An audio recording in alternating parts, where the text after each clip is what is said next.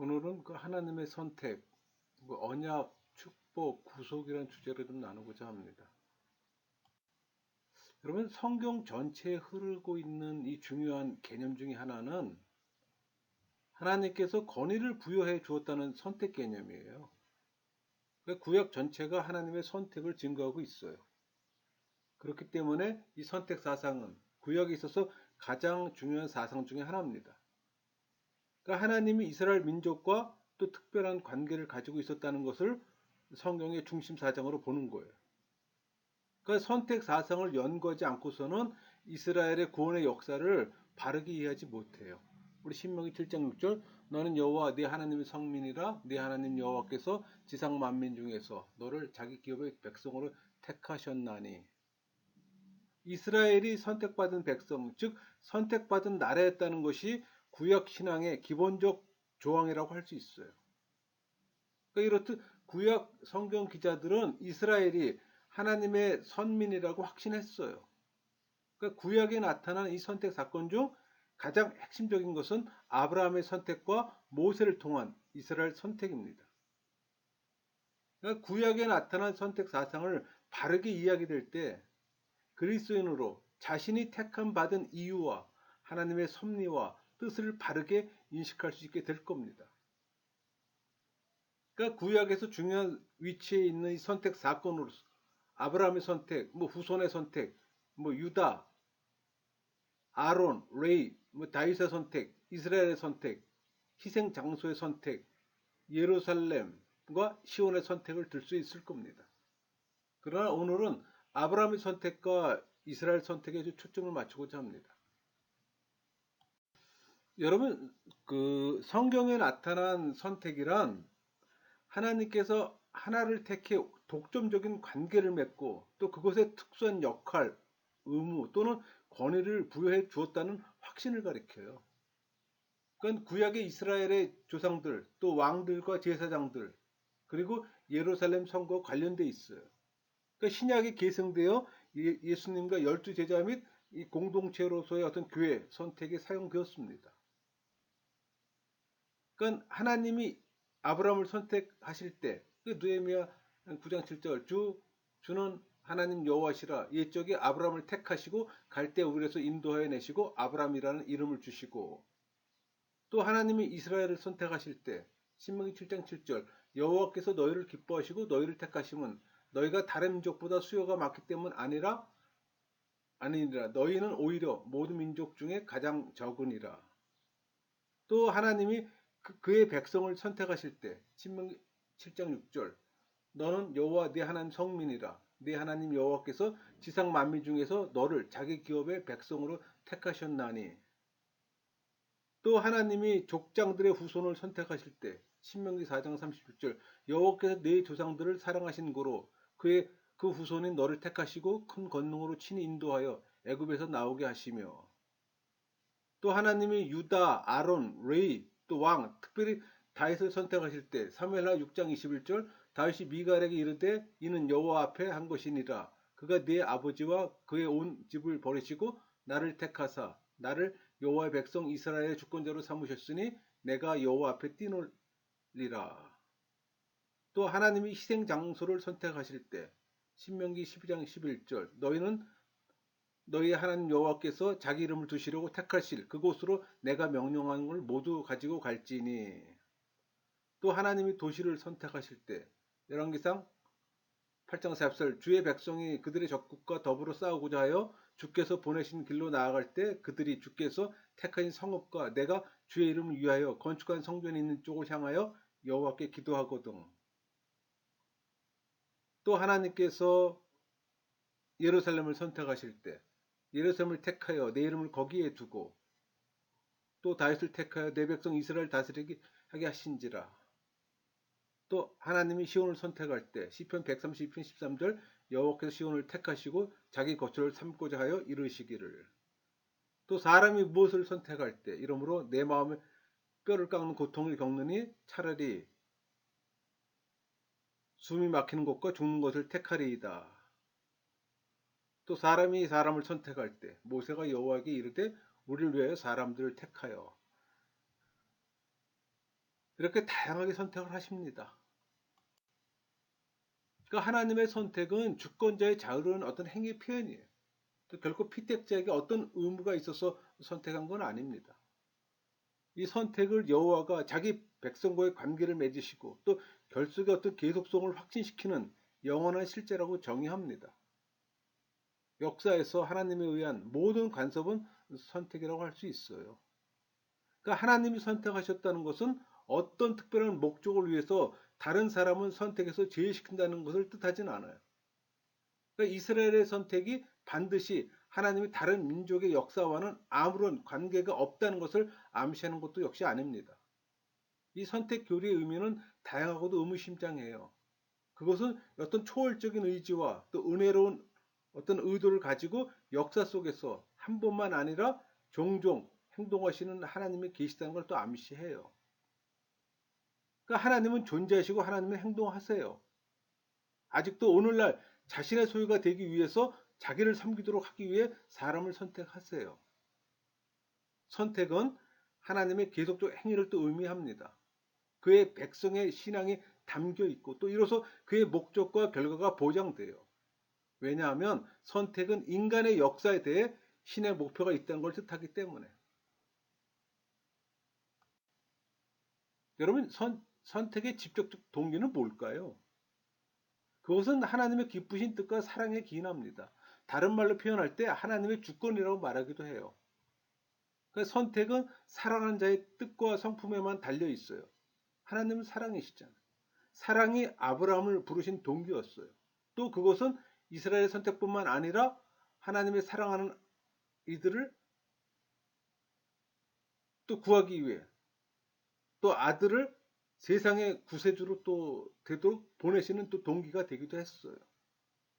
그러니까 이스라엘 민족의 선택은 특별히 하나님 사랑에 의한 것이면서 또 하나님의 그 아브라함의 맹세한 또 언약을 지키기 위한 것으로 또 나타나요. 그게 신명기 7장 8절이잖아요. 여호와께서 다만 너희를 사랑하심으로 말미암아 또는 너희의 조상들에게 하신 맹세를 지키려 하심으로 말미암아 자기의 권능의 손으로 너희를 인도하여 내시되 너희를 그종 되었던 집에서 애굽 왕 바로의 손에서 속량하셨나니. 하나님의 이런 사랑은 이스라엘의 힘과 의가 탁월했기 때문에 주어진 게 아니에요. 이스라엘은 모든 민족 중에 가장 작은 민족이었어요. 또 반역을 일삼고 목이 곧은 백성이었잖아요. 그러므로 하나님이 이스라엘 백성을 사랑하고 그들을 기뻐하신 것은 오로지 하나님 자신의 선한 뜻 때문입니다. 여러분, 하나님의 선택이 선택받은 자에게 어떤 의미를 갖고 있을까요? 하나님의 선택은 분리를 위한 겁니다. 그러니까 선택은 다른 나라들로부터 이스라엘을 분리시켜 하나님 당신의 영광을 드러내기 위해 하나님에 의해 창조된 백성을 삼으시려고 한 겁니다. 그러니까 이스라엘은 하나님에게 특별한 가치가 있는 하나님의 특별한 소유예요. 우리 시편 135편 4절 여호와께서 자기를 위하여 야곱 곧 이스라엘을 자기의 특별한 소유로 택하셨음이로다. 이런 구별은 거룩이라는 말로 바꿀 수가 있어요. 이 거룩이란 말은 결코 어떤 윤리적인 의미에 쓰여진 말이 아니라 하나님의 특별한 소유로 구별된 존재라는 뜻이에요. 우리 신명기 7장 6절 너는 여호와 네 하나님의 성민이라 네 하나님 여호와께서 지상 만민 중에서 너를 자기 기업의 백성으로 택하셨나니. 하나님의 선택은 순종을 위한 겁니다. 가장 중요한 것은 우리 출애굽기 19장 5절 6절 말씀이에요. 세계가 다 내게 속하였나니 너희가 내 말을 잘 듣고 내 언약을 지키면 너희는 모든 민족 중에 내 소유가 되겠고 너희가 내게 대하여 제사장 나라가 되며 거룩한 백성이 되리라. 여기에는 언약을 지키라는 요구를 내포하는 조건이 제시되어 있어요. 여기서 중요한 것은 특별한 소유요 거룩한 백성의 자격을 제사장 나라로 표시하고 있다는 사실입니다. 이 말에서 이스라엘이 이 제사장적 중재자의 역할을 위해서 구별되었다는 걸 알 수가 있어요. 여러분, 이스라엘의 특권은 의무와 이 불가분의 관계가 있어요. 또 불순종에 수반되는 저주와도 또 불가분의 관계가 있는 겁니다. 여러분, 하나님의 선택은 선택받은 자에 대한 영원한 구원을 보장해 주진 않아요. 그러니까 선택은 구원을 위한 선택과는 구별된다는 겁니다. 꼭 기억해야 합니다. 이것은 구약에 일시되어 있으며 신약에 더 분명히 나타나요. 로마서 9장 6절 이스라엘에게서 난 그들이 다 이스라엘이 아니요. 분명히 증거하잖아요. 하지만 주목해야 할 중요한 점이 있어요. 선택이 구원을 보장해 주는 것은 아니지만 경시되어서는 안 됩니다. 로마 3장 1절 2절 그런즉 유대인의 나옴이 무엇이며 할례 유익이 무엇이냐 범사에 많으니 우선은 그들이 하나님의 말씀을 맡았음이니라. 이스라엘의 선택은 그를 통해서 하나님께서 자신의 구원의 은혜를 베푸세요. 또 때가 되면 만민에 대한 하나님의 구속의 목적을 이루시려는 하나의 매개체입니다. 이런 맥락에서 그리스도가 오셨어요. 로마서 1장 3절 그의 아들에 관하여 말하면 육신으로는 다윗의 혈통에서 나셨고 비록 선택이 구원을 보장해 주는 건 아니지만 선택을 구원을 위한 특수한 선택과 분리해서 생각해서는 안 되는 겁니다. 그러니까 선택받은 자 중에는 언제나 구원에 이르는 선택을 받은 사람들이 있었어요. 그러니까 민족 선택에 의해 부여된 이 축복과 특권은 특수한 구원에 나타나 어떤 구원의 목적을 성취할 수 있는 수단을 제공해 주었어요. 여러분 선택에 관한 구약의 내용을 요약하면 선택의 교리는 개인 구원과 관련되어 있지는 않아요. 다만 역사에 있어서 하나님의 행동과 이 전체적인 구원의 계획에 관련되어 있어요. 그러니까 자신의 목적에 사용하기 위해 사람과 민족을 택하시고 부르시고 또 위임하세요. 이 선택의 교리는 하나님 뜻의 성취와 이미 예정된 구원의 목표를 달성하기 위함입니다. 그러니까 역사 속에서 활동하시는 이 하나님에 대한 개념 혹은 신앙과 같이 광범위하게 적용된다는 겁니다. 구약에서의 선택 사상은 또 언약이라고 하는 구체적 표현으로 나타나요. 그러니까 언약 사상은 선택 사건을 위해서 하나의 어떤 형태, 내용을 제시하려는 겁니다. 그러니까 선택은 하나님의 독자적 어떤 그 선제 은총에 의해 근본적 사건을 형성한 것으로 언약이라는 틀 안에서 활동되어져요. 그러니까 선택은 자연히 하나님과 선택받은 자 사이에 새로운 관계에 돌입되는 걸 의미합니다. 거기에는 언약이라는 줄을 통해 서로를 묶어요.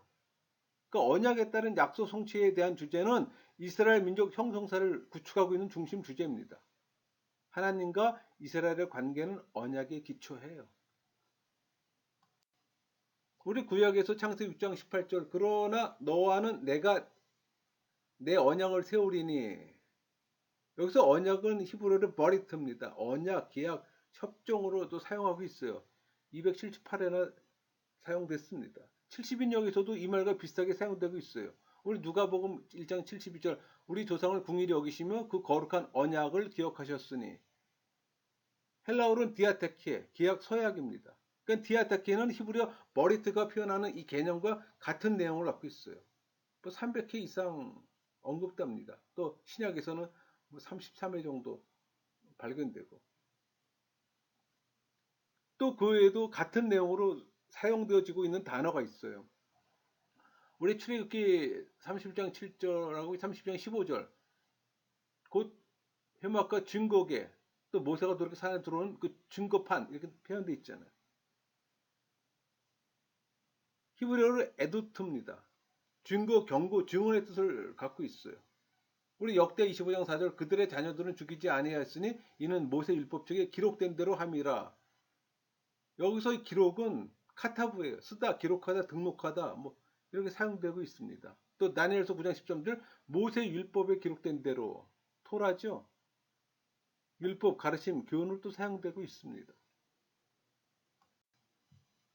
이 언약에 대한 사전적 정의는 순종, 회개, 믿음 등과 같이 인간 측에 어떤 규정을 조건부로 하는 성경에 나타나고 있는 하나님의 약속이라고 합니다. 그러니까 인간과 맺힌 언약은 일반적으로 인간이 어떤 조건부를 완성한 것을 근거로 해주시는 하나님 측에서 자유로운 약속이에요. 그러니까 언약에서 하나님은 약속을 만드시고 조건을 설정하세요. 하나님은 규정을 세우시고 인준하는 반면 사람은 그 규정들을 무조건 받아들여요. 그러니까 사람 사이의 계약 협의에서와 같이 어떤 관계의 평등성이 거기에는 없어요. 사람은 하나님 축복에 대한 약속의 힘에 그냥 복종하는 겁니다. 그래서 히브리어 버리트와 우리 헬라어 디아테키 공동 분모는 언약에 있어서 하나님으로부터 발의에 강조점을 두고 있는 거예요. 그러니까 버리트와 디아데케는 모두 상호 협약이 되는 것에 뜻을 둔 일방적인 법규를 암시해요. 그러니까 버리트는 믿음으로 받는 이 신의 약속에만 한정되어 있지 않아요. 즉 그것은 신성한 명령을 포함하고 있어요. 여기에 사람은 순종으로 반응을 보입니다. 그리고 믿음의 순종에 의해 신의 버리트는 상호 협약이 되는 거예요. 그 몇 가지에서는 그 버리트라는 말은 거의 모든 경우에 있어서 이 말은 하나님과 사람 사이의 관계를 말해요. 그러므로 버리트는 근본적으로 종교적 개념이에요. 사실상 뭐 성경에서 버리트가 사용될 때 그 내용은 여러 개의 어떤 신적인 언약 가운데 하나를 지칭합니다. 그러니까 신해상 언약, 뭐 모약 언약, 나윗 언약 등이 결국은 예수 그리스도께서 중재하심으로 맺어진 새 언약을 지칭하고 있는 거예요. 그러니까 버리트는 곧 여러 개의 의미심장한 복합어와 함께 사용되고 있습니다.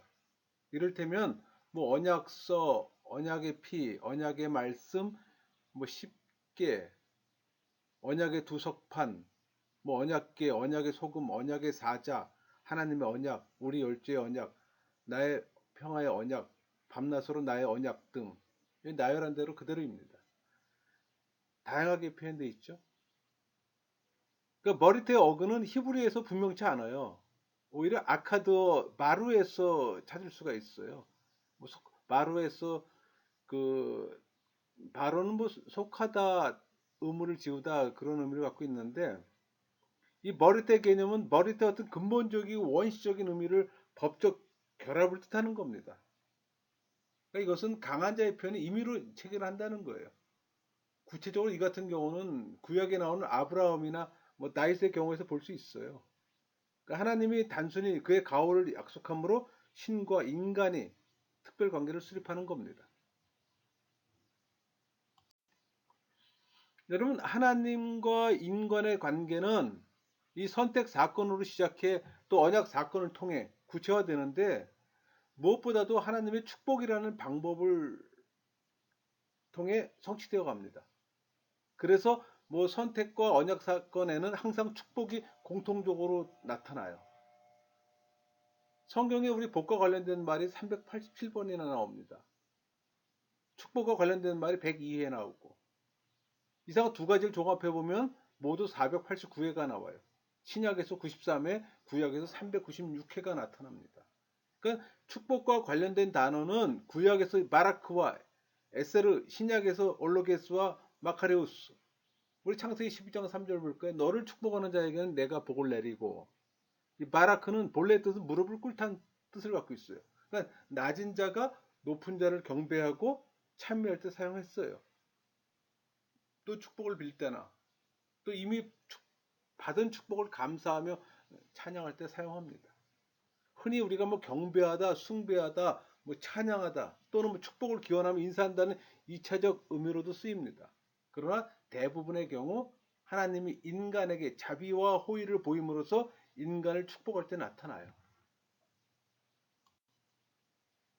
여러분, 하나님께서 아브라함을 축복하실 걸 약속할 때는 영적입니다. 또 물질적이에요.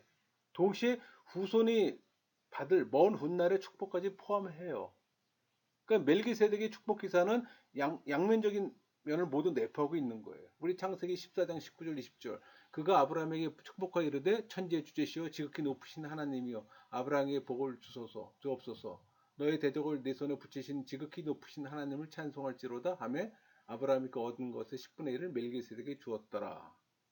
인간이 하나님을 얻은 축복을 불러일으킴으로써 다른 사람을 축복할 때도 이 말은 쓰였어요.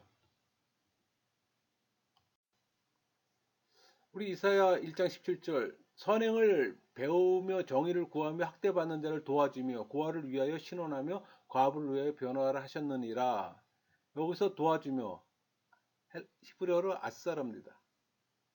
똑바르다, 뭐 올바르다, 인도하다 그런 뜻을 갖고 있어요. 이 아싸르는 복으로 주는 행복과 또 성도의 바른 행동에서 얻어지는 행복을 의미해요. 그 행복하다 뜻하는 이 두 동사 바라크와 아사르는 그 출발이 다릅니다. 그러니까 바라크가 사용될 때 그 주도권은 하나님께로부터 나오는데 이는 하나님께서는 인간이 받을 자격이 없는 축복도 줄 수 있기 때문이에요. 이에 비해 아사르는 인간에게만 사용되는 단어로 복을 받기 위해는 인간의 갈망과 행동이 요구되는 겁니다. 그러므로 복을 받을 자는 하나님을 신뢰하는 자예요. 그의 그 율법에 지배되는 자고 또 그의 법도에 지배되는 자고 또 가난한 자를 돌보는 자입니다. 여러분 가난한 자를 많이 도와주십니까? 우리 마태복음 10장 19절 하늘을 우러러 축사하시고 떡을 떼어 제자들에게 주시며 제자들이 무리에게 주니 축사하시고 헬라어로 율로게오입니다. 칭찬하다, 뭐 찬양하다, 축복하다 그런 의미를 갖고 있어요. 히브리어는 바라크예요. 이 바라크는 헬라어로 번역될 때 사용된 게 이 율로게오입니다. 그러나 일반적으로는 하나님이 축복하시는 영적인 축복에 사용되었어요. 그리고 우리 사도행전 3장 26절 하나님이 그 종을 불러 복 주시려고 히브리 6장 14절 이르시되 내가 반드시 너에게 복 주고 복 주며 갈라디아 3장 8절 너로 말미암아 복을 받으리라 하였느니라. 에베소 1장 3절 신령한 복을 우리에게 주시되 하나님이 축복하시는 영적인 축복입니다. 여러분 성경에서 하나님께서 인간을 선택하셨다고 말할 때 거기에는 하나님의 축복과 더불어 하나님의 구속도 있을 겁니다. 일반적으로 이 구속이란 인간을 향한 하나님의 구원의 활동을 묘사하는 데 있어서 기본적인 관념 중에 하나라고 표현합니다. 이 구속이란 말은 신명기 시편 이사야에서 매우 중요한 신학적 어떤 중요성을 지녀요. 신약에서도 역시 사용됐습니다. 이 구속하다라는 말은 구원하다, 도로사다, 가까운 친족, 동족으로 행하다 그런 뜻을 갖고 있어요. 본래 어떤 사람의 죽음이나 채무를 대신 갚아줘야 할 의무가 있는 사람을 지칭함으로써 구속자, 보응자, 친척 등으로 사용됩니다. 그러니까 하나님이 이스라엘의 구속자라고 말할 때 이것은 그가 자기 민족을 특히 압제자의 손으로부터 구원하심으로 그들의 권리를 옹호하는 걸 또 의미하기도 해요. 여러분 이스라엘 백성을 압제자로부터 구출해내신 하나님과 이스라엘과의 관계는 인격적이긴 하나 동등하다기보다는 오히려 하나님 자신의 소유물에 대한 구원을 의미하는 겁니다. 그러니까 소유자와 소유물 사이의 관계 회복을 나타내요. 그러나 우리는 하나님께서 이스라엘을 위해 속전으로 어떤 것을 지불하셨다고 하는 개념을 피해하는 겁니다. 하나님께서 이스라엘 백성을 구원하기 위해 이 애굽의 압제자에게 값을 치렀다고 구원의 행위에 있어서 하나님의 노력은 가격 혹은 대가로 비유된다고 봅니다. 여러분 선택 사상은 구약에 있어서 가장 중요한 사상 중에 하나예요. 이 선택에는 언약, 축복, 구속이 수반됩니다. 여러분이 택함받은 하나님의 사람이라면 하나님 언약에 순종하고 축복받는 삶을 누리세요. 여러분은 예수 그리스도의 보혈로 구속함을 받았어요. 진정 구속함을 받았다면 성령의 지배받는 삶을 사세요. 여러분 모두가 성령의 지배를 받는 삶을 살기를 소망합니다. 말씀 마치겠습니다.